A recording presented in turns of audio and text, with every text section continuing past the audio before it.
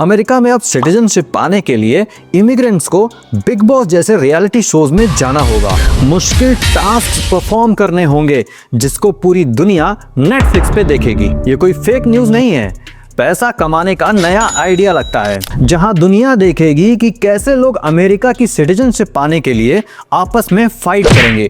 और इस पूरे रियलिटी शो को अमेरिकन गवर्नमेंट ऑफिशियली होस्ट करेगी। और कोई बड़ी बात नहीं कि इसके जज वॉर रुकवाने वाले वॉर रुकवा दी पापा। आज हम बात करेंगे एक ऐसे आदमी की जो कभी भारत का दोस्त कहा जाता था, लेकिन अब लगता है कि उन्होंने पीठ में छुरा घोंप दिया है। जो कभी दोस्ती की मिसाल थे, आज मुसीबत बन गए हैं।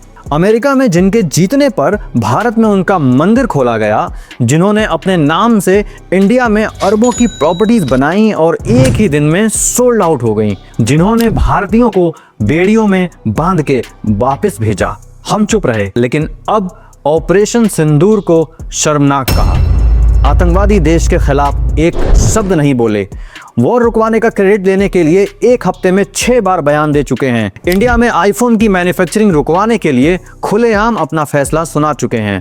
जी हां, मैं बात कर रहा हूं डोनाल्ड ट्रंप की।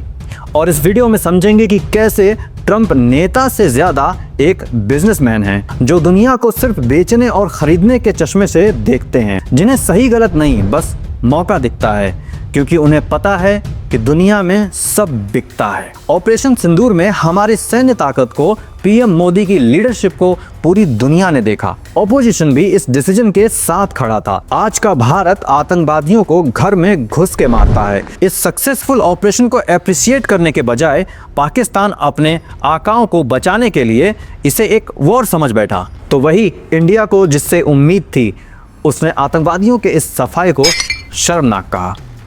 एक्स पे ट्वीट करके सीज फायर अनाउंस कर दिया, जगह जगह न्यूक्लियर वॉर को रुकवा देने का बयान दिया, जबकि भारत की ओर से ऐसी किसी भी बात का कोई कंफर्मेशन नहीं दिया गया और ना ही पीएम मोदी ने देश को संबोधित करते वक्त ऐसी कोई बात कही।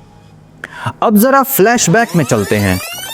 ट्रंप ने सेकेंड टेन्योर के शुरू में ही कई ऑर्गेनाइजेशंस की फंडिंग रोक दी, जिसमें यूएन का पेरिस एग्रीमेंट भी शामिल है। ट्रंप के हिसाब से ग्लोबल वार्मिंग मिथ है, जो अमेरिका को आगे बढ़ने से रोक रहा है। मतलब साफ है कि अब अमेरिका एनवायरनमेंट की परवाह किए बिना अपना प्रोडक्शन बढ़ाने पर ध्यान देगा। इसी साल 104 भारतीयों को यूएस मिलिट्री एयरक्राफ्ट में हाथ और पैर बांधे हुए डिपोर्ट किया गया। घुसपैठियों की वजह से किसी ने इनको कुछ नहीं बोला, लेकिन सवाल तब भी खड़े हुए कि क्या दोस्त कंट्री के लोगों के साथ ये बिहेवियर सही था। आज की बात करें तो एप्पल ने चाइना से अपनी मैन्युफैक्चरिंग यूनिट्स को भारत में शिफ्ट करने का फैसला लिया था, लेकिन ट्रंप ने एप्पल के सीईओ टिम कुक से कहा कि तुम इंडिया में अपनी फैक्ट्री मत लगाओ। क्या अब ट्रंप भारत के खिलाफ उतर आए हैं? ट्रंप साहब ने भारत में अपने नाम पर कई बिल्डिंग्स बनवाई हैं। मुंबई, पुणे, गुरुग्राम में ट्रंप टावर बने हुए हैं। इनसे उन्होंने अच्छी कमाई की है, लेकिन जब बात भारत के फायदे की आती है तो वो पीछे हट जाते हैं।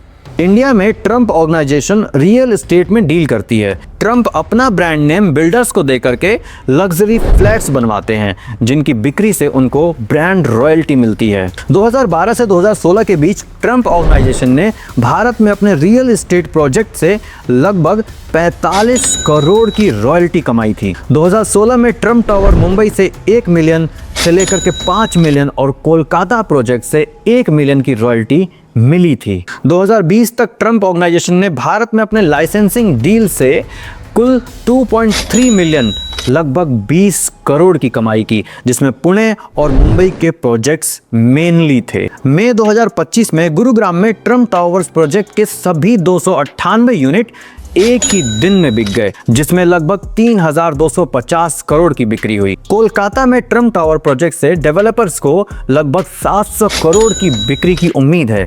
पुणे में ट्रंप वर्ल्ड सेंटर, जो भारत का पहला ट्रंप ब्रांडेड कॉमर्शियल प्रोजेक्ट है, उससे 250 करोड़ की बिक्री का अनुमान है।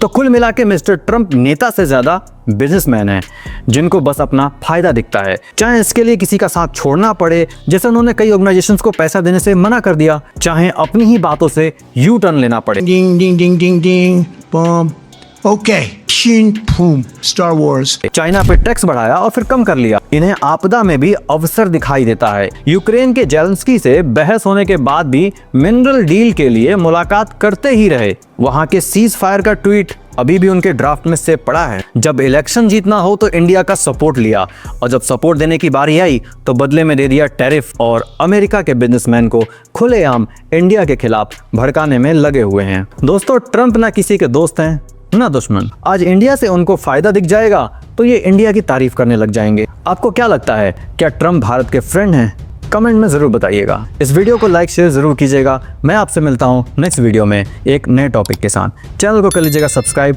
और अपना ख्याल रखिएगा।